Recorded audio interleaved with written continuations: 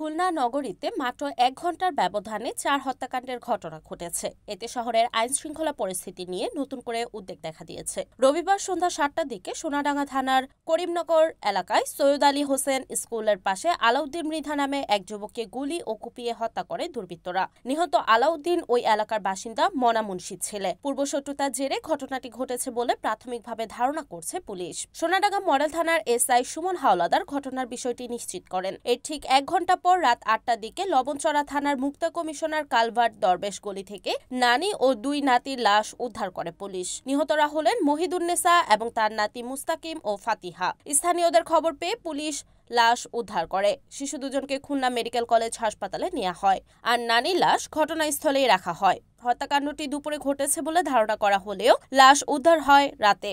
ঘটনাটি রহস্যজনক বলে জানিয়েছে পুলিশ। দুটি ঘটনার পর ঊর্ধ্বতন পুলিশ কর্মকর্তারা স্থানগুলো পরিদর্শন করেছেন। ১ ঘন্টার ব্যবধানে ৪ হত্যাকাণ্ডে নগরবাসীর মধ্যে আতঙ্ক ছড়িয়ে পড়েছে। পুলিশ বলছে তদন্ত চলছে এবং দায়ীদের শনাক্তে অভিযান অব্যাহত রয়েছে। সন্ধ্যার পরে আমরা ওই জায়গায় বসা আগে মেলা ২ বছর আগে গ্যাঞ্জাম এগুলো ওরা সব ভুলে টুলে গেছে। ওরা নিজের থেকে ফোন দেওয়ার পরে ওরাই বাকি ভাই তুই এরকমের পলাই মলাই থাকবি, পুরনো গ্যাঞ্জাম দলি রাখতে লাভ কি, তুই আবার কাজ কাম কর, তুই আবার মানুষের সাথে দেশে একরাম দেশে দেওয়ার পরে তারপরে যাইয়া বাকি ভাই আমরা পুরনো শত্রুতালি ধরে রাখতে লাভ কি, তুই তোর বাড়ি আবার আইয়া আবার কাজ কাম কর, তোর এরকম আমরা তোর সব রাগ খুব ভুলে গেছি, বুঝলে তুই একটু ভালো হয়ে গেছিস, এখন আর গ্যাঞ্জাম ফেসাদ করিস না, তা তোর রাগ খুব আমরা ভুলে গেছি, তুই আবার তোর বাড়ি আইয়া কাজ কাম বাদ করে খা। তো ও তো ভাবছে কি ও বিয়ন্দের মতন বিশ্বাস করছে, ও ভাবছে কি ওরা মনে হয় সত্যি কথা কইছে। কালকে একবার বাড়ি আইছে, আজকে আইছে আবার আইয়া ওরা সাইডটা ধরছে, যেই সাইডটা ধরছে এসিনাইয়া গুলি করছে, যেই গুলি করছে ওর দাদা আপনি পিস্তল ওর বড় ভাই একরাম আর মিন্টু হুমকি গেছে, দেওয়ার পরে যাইয়া এরপরে যাইয়া ওই মিন্টু আবার পিস্তল টাইনে নিয়ে মিন্টু আবার গুলি করছে, মিন্টু কি গুলি করে নিয়ে হালাই দিয়া একদম পাড়াই ধরে জবাই দিছে।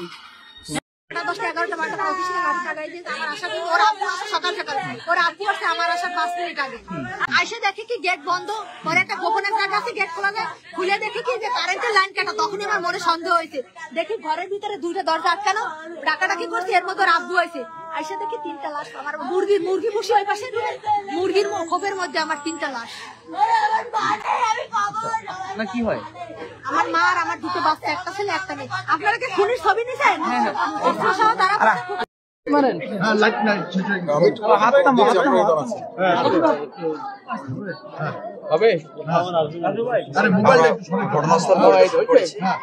ঘটনাস্থলে আলামত জব্দ করার জন্য আমাদের ক্রাইম সিন টিম তারা পূর্ণাঙ্গ আলামত সংগ্রহ করতেছে।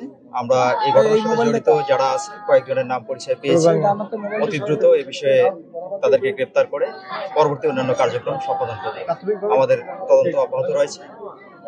প্রাথমিকভাবে তাদের মধ্যে যেটি আমরা জানতে পেরেছি, তাদের মধ্যে একটা পূর্বশত্রুতা রয়েছে এবং বাকি বিষয়গুলো তদন্তাধীন, তদন্ত শেষ হলে আমরা পূর্ণাঙ্গ তথ্য আপনাদের জানাতে পারব। মোটামুটি এই পর্যন্ত যেটা দেখেছেন কোনো রাজনৈতিক কোনো বিষয় কি?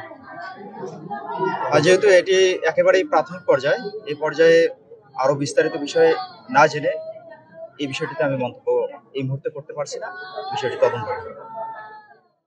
Report Mamun Hasan, NEN TV, Khulna.